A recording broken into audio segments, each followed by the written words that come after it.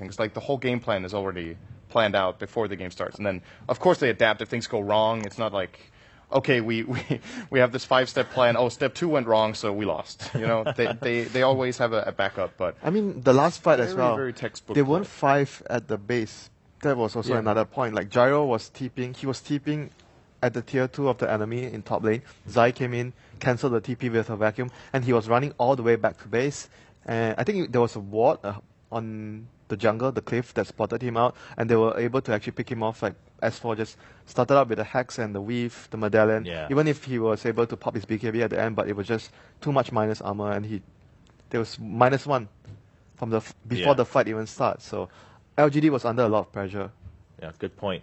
Now, there is a lot more to talk about, of course, also going into Game 2. But before we go there, we had a bit of a shocking update from one of our other games, of course. IG versus C9. A lot of people jokingly assuming, like, oh, this match going to go forever. It has the potential to maybe even mark a history and longest game of TI. But relatively quick match. Winter, maybe possibly the quickest match we've had so far this TI. Yeah, it ended at 25 minutes. Exactly. Yeah, that's not a timer we were expecting from either of those teams. Also, some other interesting stats from this one, right? We were looking at a couple yesterday. One thing that I think some people are finding very interesting is the stat of Ember Spirit so far at TI5. Until yesterday's last game with EG, we had Ember Spirits being played by Chinese team going 7-0, and Ember Spirits being played by non-Chinese teams going 0-8. EG broke that by winning their one game, so it was 1-8. But then here, IG loses with Ember Spirits, so now we have that stat also flipped off, where it is going, or turned off, where it is going to be the Chinese teams now only 7-1 with 1 loss as Ember Spirit, and also getting shut out 16-0. No kills by IG. We caught some glimpses of that. Ben, I mean, how did that happen? It's actually a very similar strategy that they used yesterday. They had like the Whiffs Gyro pressuring a lot of areas of the map, and I mean, it was just dominating from start to finish. Yeah, we'll take a quick look at the game here between IG and C9. This was their Game 1. Game 2 going underway right now between these two teams.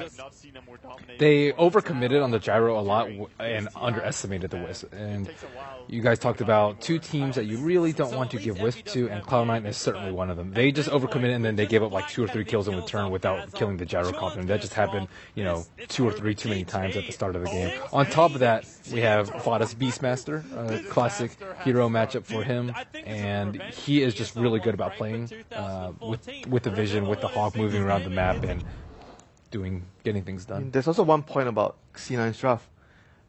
It was the first game someone ever picked Lich, and it was a really good situation to actually have that hero. Frost Armor was really good with against what IG had. They had Razor, Ember Spirit, a lot of physical damage between the two cores. So I felt the Lich pick there not only strengthened the Clockwork, because Clockwork had a good laning phase because there was a Lich with him, it also fortifies the whole lineup against what IG had.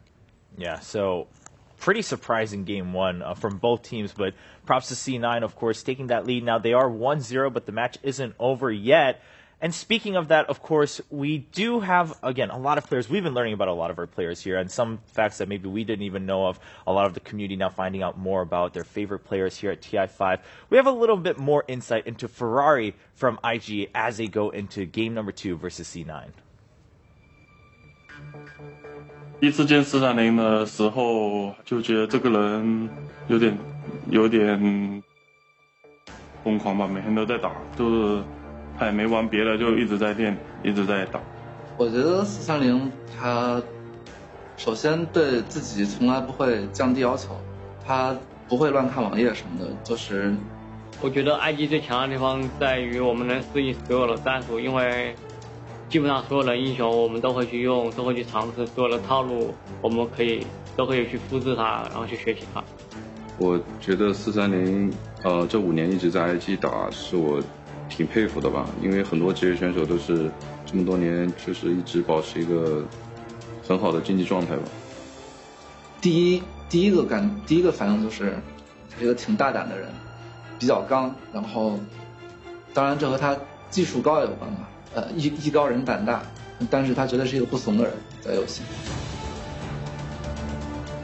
感觉时间过得特别快吧，感觉 TI1、TI2仿佛都在昨天一样，一下突然就到 TI5了，感觉时间过了，还没有反应过来，时间已经过去了。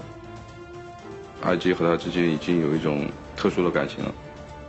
我们人员一直在变动嘛，就是但是430从来没有离开过 IG，IG 也确实很需要。IG 在我心中可能就代表了 Dota 吧，因为我一直在这个队伍当中。一起最难忘的经历当然是 TI 夺冠。我相信所有的人、所有的队伍，如果 TI 能夺冠，这都是他们最深刻的经历。兄弟啊，这个 TI 是打一届少一届，希望我们今年能够打漂亮一点，然后继续一起并肩作战吧。这样。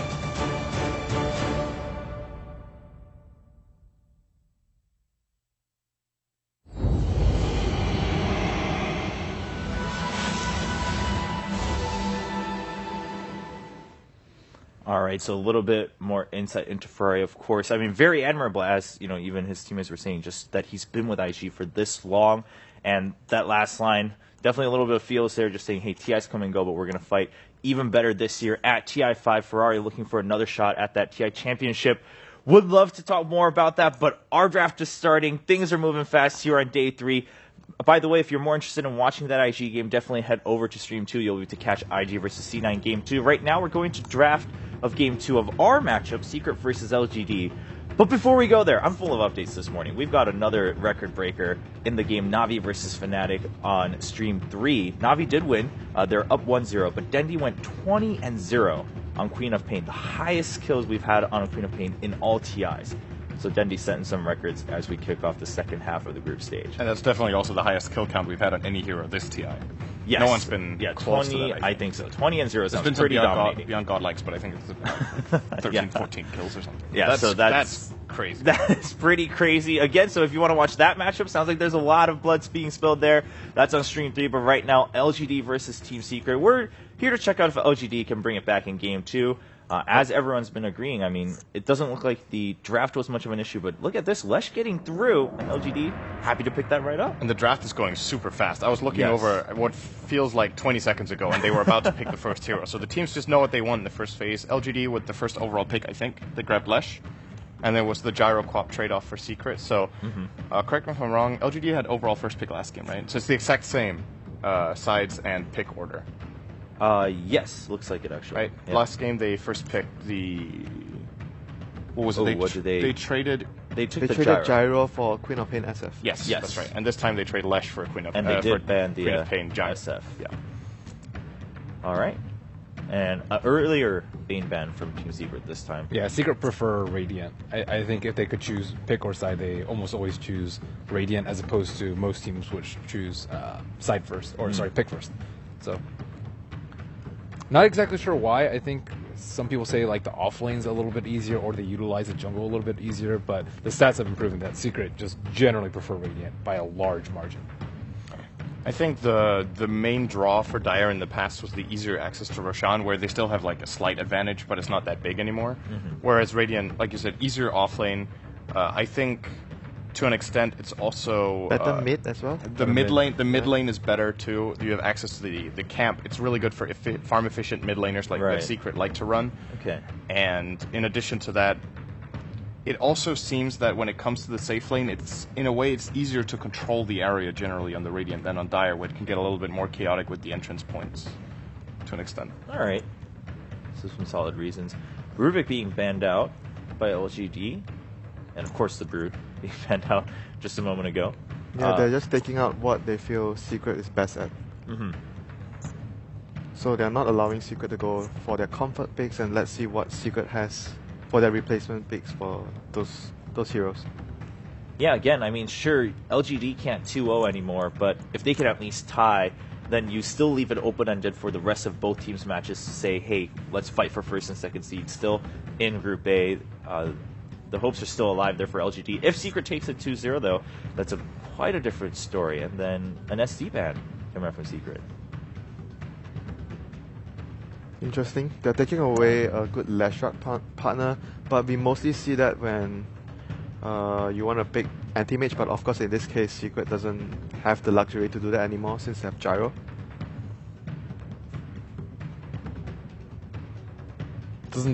Doesn't it lend more likelihood that they're going to run Leshrac as a support or Secret thinks that they're going to run Leshrac as a support? I mean, if they ban possibly Leshrac, as well. Yeah. Then the Earthshaker towards the off lane role, like what they did in the first game. Yeah, they actually banned both left setups. I think Clockwork could also be good for Secret here against Yeah, definitely. Lash and Shaker. Like, Clock seems to be a pick where it's generally good against a lot of the heroes in the current. Right. Like we talk about this a lot. Like, oh, Clockwork could be good. Yeah, Clockwork. Could be I've good. been hearing that a lot from you guys. Every time we see her, but well, Clock can play well against this hero.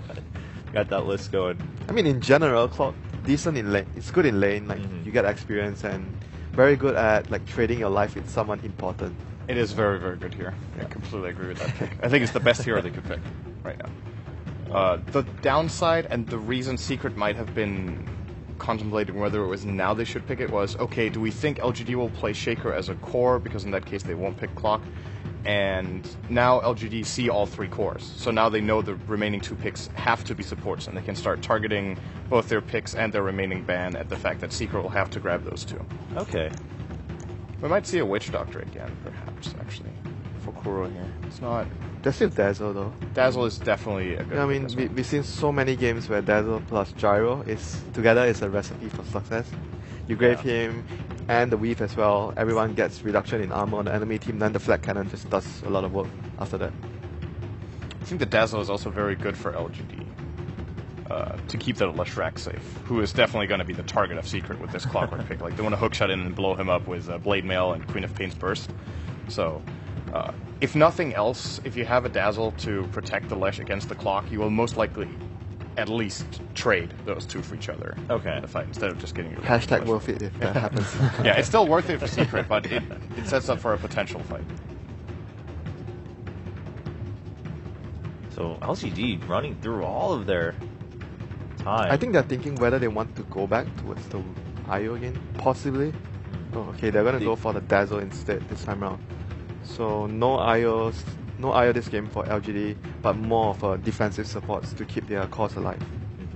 I mean, technically they could still get IO if they want, but I mean, that might be they if they could, but their lineup is gonna be a little like they have very little control within the supports. There's no stuns. Yeah. That's the first thing. So they can't play aggressive. They have to be relying on getting levels on both, especially the Wiz to level 6 before they can actually be more aggressive. And we've seen that happen before to the teams where if you just let Secret do their thing and you just sit back, things are always not going to be good after that.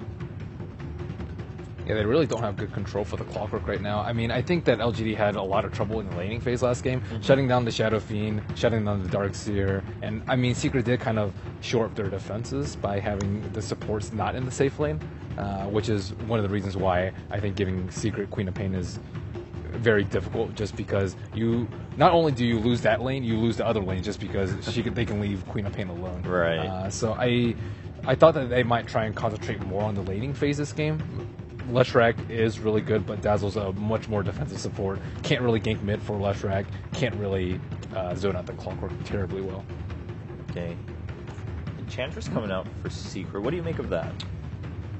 It's similar to what they did earlier. I think they ran a Chen versus a Leshrac in the mid lane, and it's an underhanded matchup for the Leshrac. I forgot which team exactly ran it, but I'm pretty sure it was Secret, and they just constantly gank the Leshrac. And Dazzle can only do so much. You can only grave once in a while, and it's a very short range, and oftentimes with a very dominant mid like Queen of Pain, you want to be able to kill that mid, or else you're wasting so much of the potential of the hero, and often you can get 2 kills on that.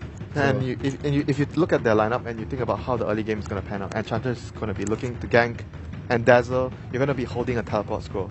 Like, anytime middle is in trouble, you want to TP